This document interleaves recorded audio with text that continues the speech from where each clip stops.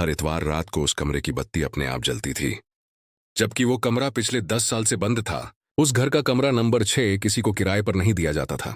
लोग कहते थे वहां किसी ने आत्महत्या की थी। मकान मालिक हर बार टाल देता, वो कमरा स्टोर है, बंद ही रहता है। मगर एक दिन नीचे रहने वाले किराएदार ने देखा, रात के ठीक 12 बजे उस कमरे की बत्ती जल गई।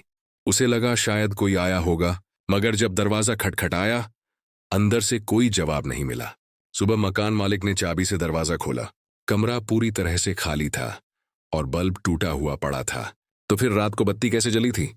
अगली इतवार फिर वही हुआ, बत्ती जली, और इस बार अंदर से धीमी धीमी सरसराहट की आवाज भी आई।